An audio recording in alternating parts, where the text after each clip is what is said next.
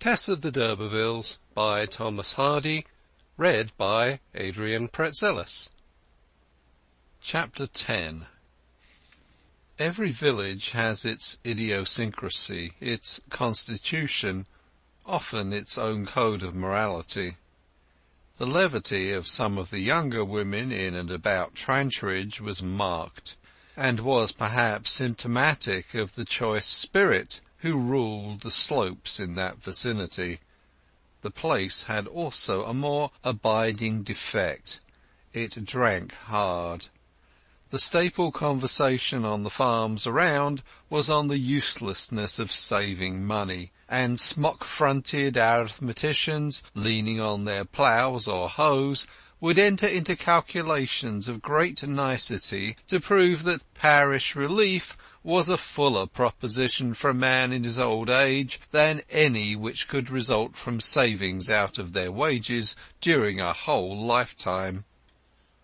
The chief pleasure of these philosophers lay in going every Saturday night, when work was done, to Chaseborough, a decayed market town 2 or 3 miles distant, and returning in the small hours of the next morning to spend Sunday in sleeping off the dyspeptic effects of the curious compound sold to them as beer by the monopolizers of the once independent inns. For a long time Tess did not join in the weekly pilgrimages, but under pressure from matrons not much older than herself, for a field-man's wages being as high at 21 as at 40, marriage was early here, Tess at length consented to go. Her first experience of the journey afforded her more enjoyment than she had expected, the hilariousness of the others being quite contagious after her monotonous attention to the poultry farm all week. She went again and again, being graceful and interesting, standing moreover on the momentary threshold of womanhood. Her appearance drew down upon her some sly regards from loungers in the streets of Chaseborough. Hence, though sometimes her journey to the town was made independently, she always searched for her fellows at nightfall, to have the protection of their companionship homeward. This had gone on for a month or two, when there came a Saturday in September on which a fair and a market coincided, and the pilgrims from Trantridge sought double delights at the inns on that account. Tess's occupations made her late in setting out, so that her companions reached the town long before her. It was a fine September evening, just before sunset, when yellow lights struggle with blue shades in hair-like lines, and the atmosphere itself forms a prospect without aid from more solid objects, except the innumerable winged insects that dance in it.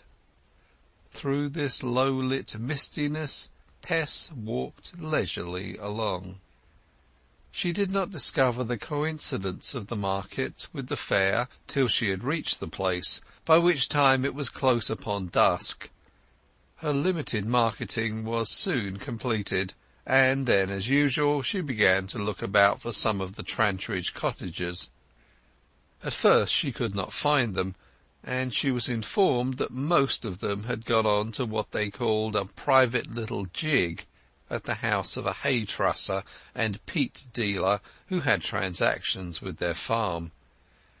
He lived in an out-of-the-way nook of the townlet, and in trying to find her course thither her eyes fell upon Mr. d'Urberville standing at a street corner. "What, my beauty? You here so late?" he said. She told him that she was simply waiting for company homeward. "I'll see you again," said he over her shoulder as she went down the back lane. Approaching the hay-trussers, she could hear the fiddled notes of a reel proceeding from some building in the rear, but no sound of dancing was audible, an exceptional state of things for these parts, where, as a rule, the stamping drowned the music. The front door being open, she could see straight through the house into the garden at the back as far as the shades of night would allow, and nobody appearing to her knock, she traversed the dwelling and went up the path to the outhouse whence the sound had attracted her. It was a windowless erection used for storage, and from the open door there floated into the obscurity a mist of yellow radiance, which at first Tess thought to be illuminated smoke. But on drawing nearer she perceived that it was a cloud of dust, lit by candles within the outhouse, whose beams upon the haze carried forward the outline of the doorway into the wide night of the garden. When she came close and looked in, she beheld indistinct forms racing up and down to the figure of the dance, the silence of their footfalls arising from their being overshoe in scroff, that is to say, the powdery residuum from the storage of peat and other products, the stirring of which by their turbulent feet created the nebulosity that involved the scene. Through this floating, dusty debris of peat and hay, mixed with the perspirations and warmth of the dancers, and forming together a sort of vegeto-human pollen, the muted fiddles feebly pushed their notes in marked contrast to the spirit with which the measure was trodden out. They coughed as they danced, and laughed as they coughed. Of the more rushing couples there could barely be discerned more than the high-lights, the indistinctness shaping them to satyrs clasping nymphs, a multiplicity of Pans whirling a multiplicity of Syrinxes, Lotis attempting to elude Priapus, and all was failing. At intervals a couple would approach the doorway for air, and, the haze no longer veiling their features, the demigods resolved themselves into the homely personalities of her own next-door neighbours. Could Trantridge in 2 or 3 hours have metamorphosed itself thus madly? Some Salenti of the throng sat on benches and hay-trusses by the wall, and one of them recognized her. "The maids don't think it respectable to dance at the Flower de Luce," he explained. "They don't like to see everybody see which be their fancy men. Besides, the house sometimes gets shut up just when their jints begin to get greased, so we come here and send out for liquor." "And when be any of you going home?" asked Tess with some anxiety. "Now, almost directly. This is all but the last jig." She waited. The reel drew to a close, and some of the party were in the mind for starting, but others would not, and another dance was formed. This would surely end it, thought Tess, but it merged into yet another. She became restless and uneasy, yet having waited so long it was necessary to wait longer. On account of the fair the roads were dotted with roving characters of possibly ill intent, and, though not fearful of measurable dangers, she feared the unknown. Had she been near Marlott, she would have had less dread. "Don't 'ee be nervous, my dear good soul," expostulated between his coughs a young man with a wet face, and his straw hat so far back upon his head that the brim encircled it like the nimbus of a saint. "What's your hurry? To-morrow is Sunday, thank God, and we can sleep it off in church time. Now, have a turn with me." She did not abhor dancing, but she was not going to dance here. The movement grew more passionate.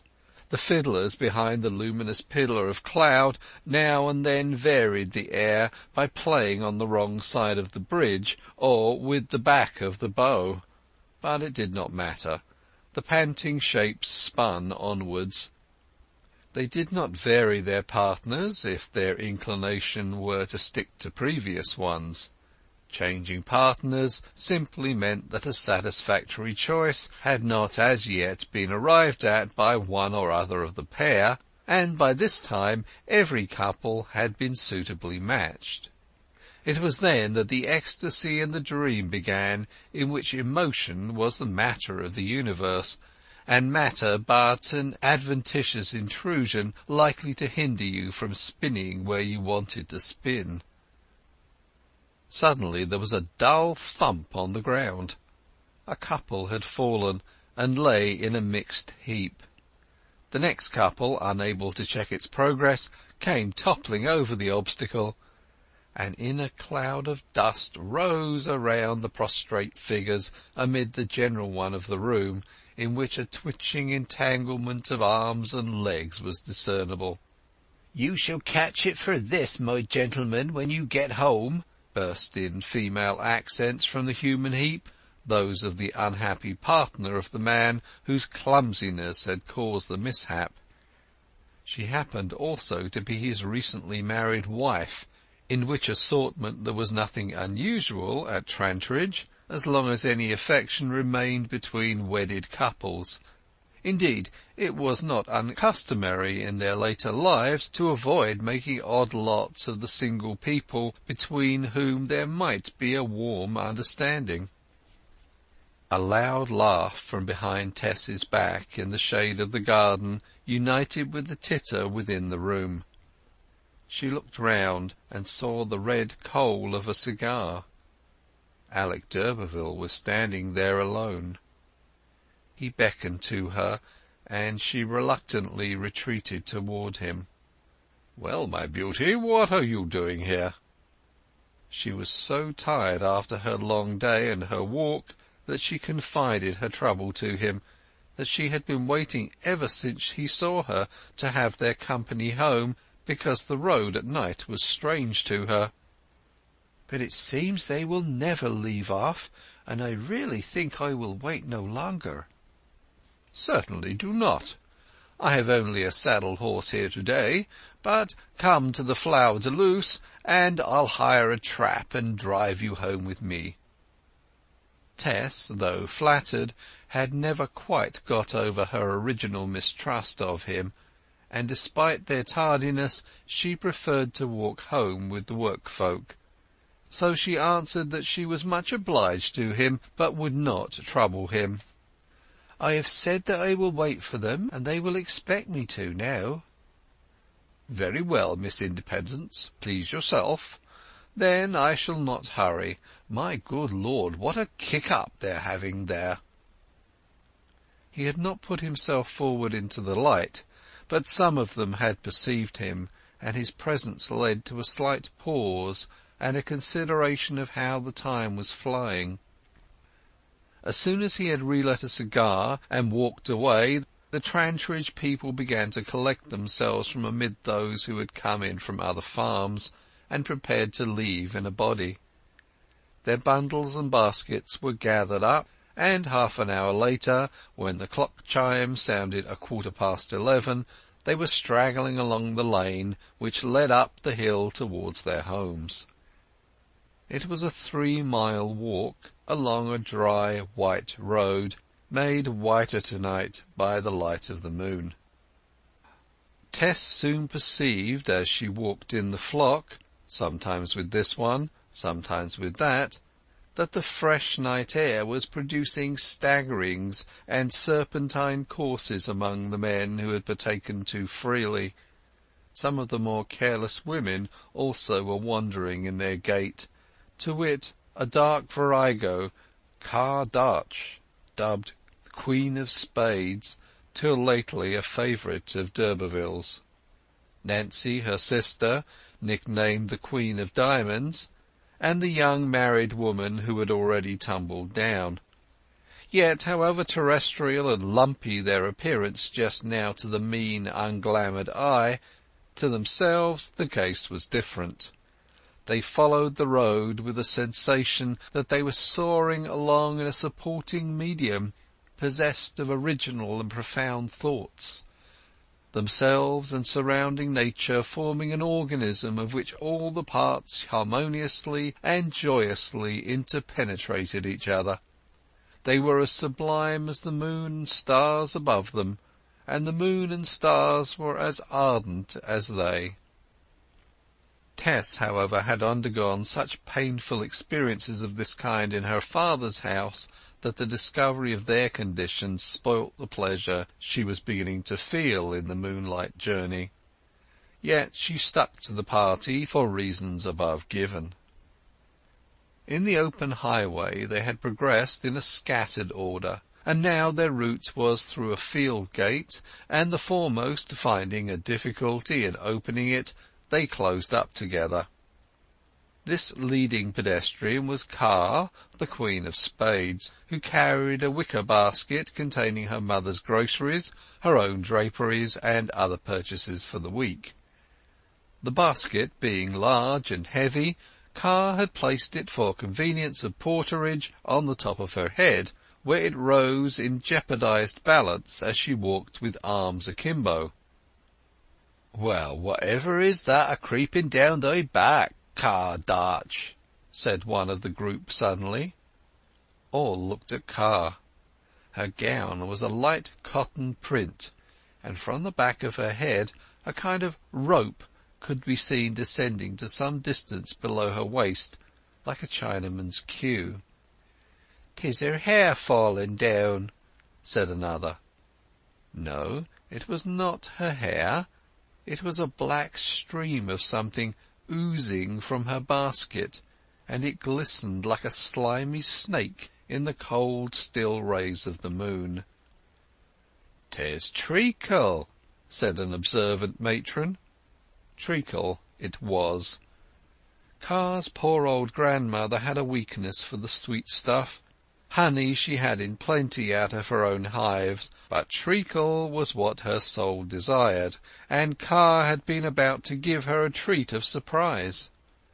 Hastily lowering the basket, the dark girl found that the vessel containing the syrup had been smashed within. By this time there had arisen a shout of laughter at the extraordinary appearance of Car's back, which irritated the Dark Queen into getting rid of the disfigurement by the first sudden means available, and independently of the help of the scoffers. She rushed excitedly into the field they were about to cross, and, flinging herself flat on her back upon the grass, began to wipe her gown as well as she could by spinning horizontally on the herbage and gathering herself over it upon her elbows. The laughter rang louder. They clung to the gate, to the posts, rested on their staves in the weakness engendered by their convulsions at the spectacle of Car. Our heroine, who had hitherto held her peace, at this wild moment could not help joining in with the rest. It was a misfortune in more ways than one.